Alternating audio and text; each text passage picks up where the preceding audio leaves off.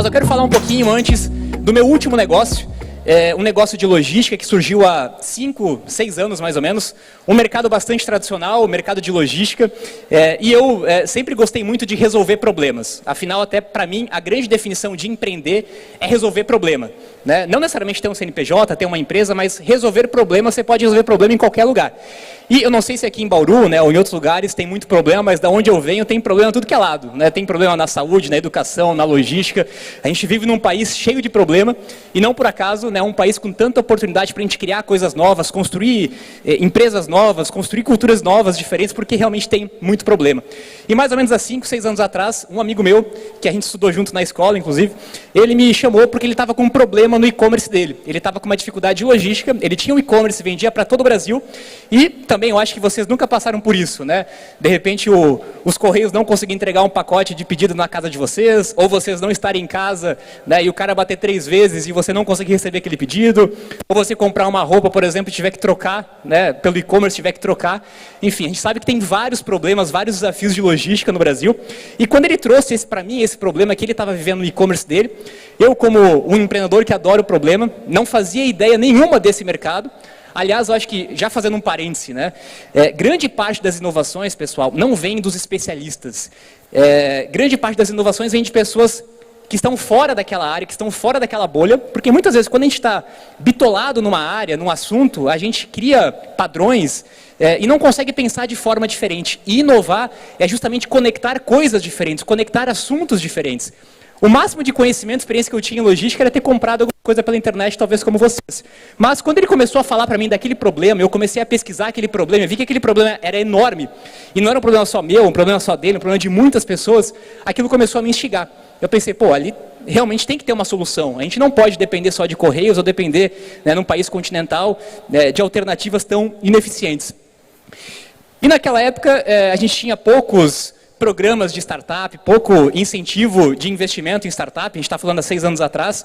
A gente foi selecionado por uma aceleradora de Brasília, saímos lá de Blumenau, na época onde a gente baseou a nossa empresa, hoje a empresa praticamente 100% remota, depois a gente pode falar um pouco sobre isso, e fomos selecionados por uma aceleradora de Brasília, onde fomos passar 2 meses por lá, fazendo mentoria, treinamento, recebemos a nossa primeira rodada de investimento, durante um ciclo bem interessante de treinamento, inclusive de cultura e de pessoas, que depois eu vou trazer os aprendizados. E aí voltamos para Blumenau e montamos o nosso primeiro escritório, né, dentro de um coworking. E naquela época, a nossa ideia sempre foi, como que a gente pode criar uma empresa diferente? Eu nunca fui muito fã do tradicional, né? Acabei saindo da faculdade, acabei sendo sempre um pouco rebelde nesse sentido, e queria tentar fazer um ambiente que as pessoas gostassem de trabalhar, ou que elas fossem felizes, né? Como a gente vai falar aqui nesse bate-papo de hoje.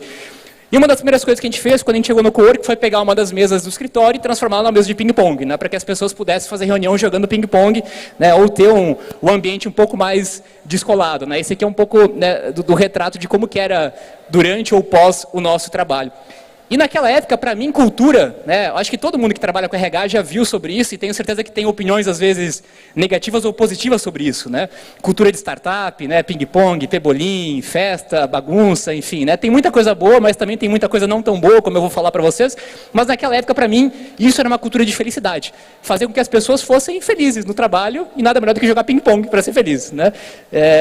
E aí a gente foi crescendo o nosso time, ainda dentro de um coworking, sempre com pessoas bastante diversificadas, pessoas jovens, enfim, tentando criar um ambiente mais descontraído.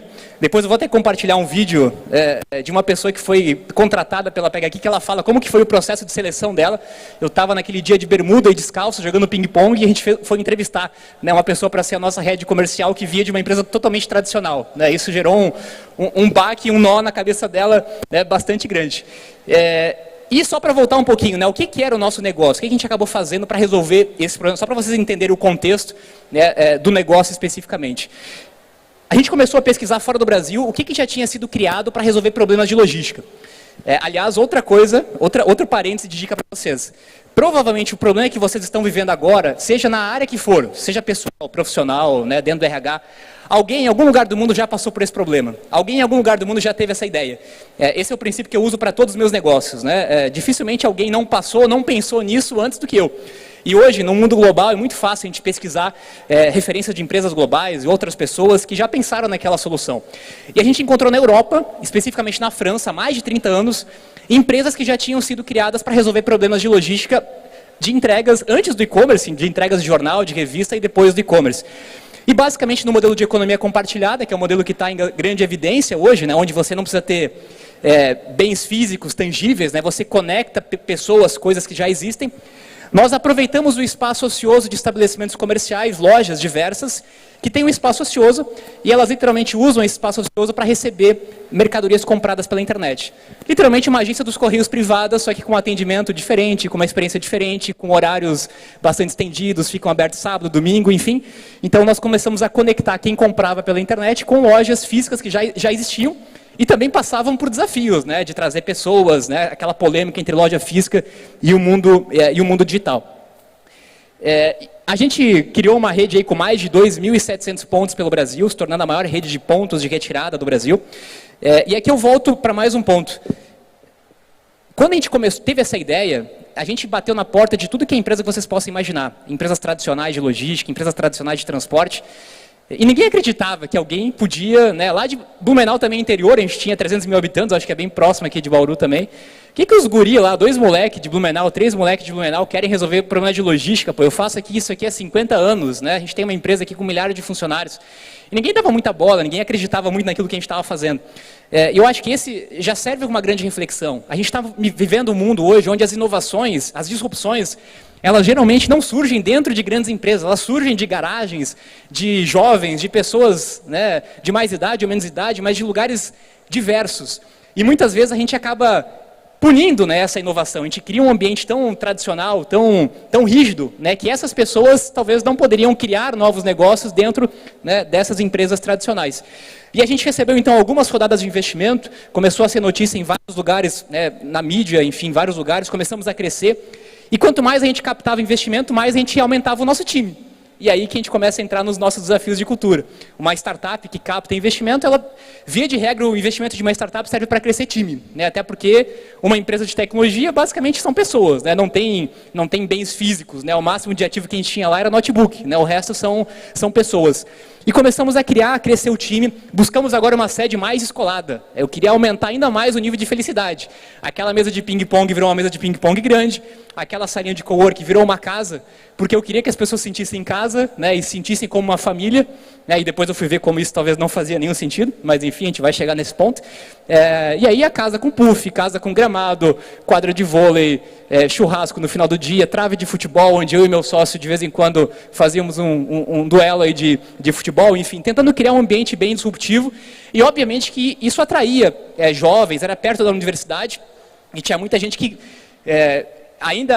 hoje ainda é diferente, mas há 5 anos atrás era mais diferente ainda, né? As pessoas vinham da empresa totalmente tradicional e viam aquilo lá, achavam muito, muito diferente, né? E enfim, algumas fotos aí de torneio de ping-pong, puff, enfim, algo que vocês já viram bastante. Aulas de yoga, né? Eu como um praticante há bastante tempo de yoga, queria trazer aulas de yoga, enfim, trazer coisas diferentes para que as pessoas pudessem, né, de fato, estarem felizes, né, no ambiente de trabalho. Enfim, tudo que vocês possam imaginar de coisas, né, para melhorar o bem-estar dos funcionários a gente fez. Confraternizações, né, eventos, enfim, várias coisas nesse sentido. Até que a gente veio um grande desafio, que foi a Covid, né, como para todo mundo. A gente estava perto de captar uma nova rodada de investimento e, naquele momento, tudo foi paralisado, né, time remoto, ninguém sabia mais o que ia acontecer, né, clientes cancelando, nós não conseguimos captar investimento que nós íamos captar. E aí um dos primeiros momentos de grande desafio, de grande dificuldade, que eu vou falar depois os aprendizados sobre isso, né, porque é muito fácil lidar com pessoas quando está tudo bem, né, quando a gente está lá jogando ping-pong, né, mas quando a água, né, sobe, quando a maré sobe, quando os problemas começam a surgir, quando de repente você tem que demitir algumas pessoas porque você não vai ter como, né, arcar o salário dessas pessoas.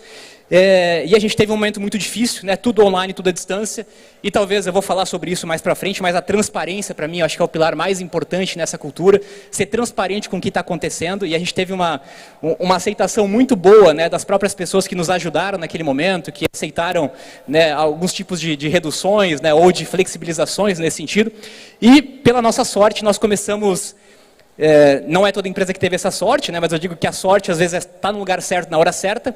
Logo depois que a pandemia começou, o mercado de e-commerce começou a crescer exponencialmente. Todo mundo que não comprava pela internet começou a comprar, todo mundo que não vendia pela internet começou a vender, e o nosso negócio, que talvez estava quase fechando há 30 dias de ficar sem caixa, começou a crescer exponencialmente, e nós crescemos mais de 100 vezes, literalmente, naquele boom aí do e-commerce, até que a gente recebeu várias propostas de aquisições.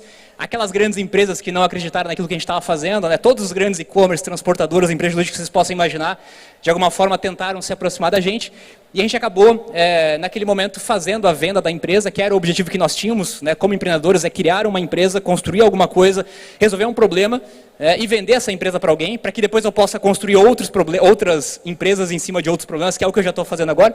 Mas a gente acabou aceitando, então, vender a empresa no final, faz 1 ano e meio já, no final de 2020.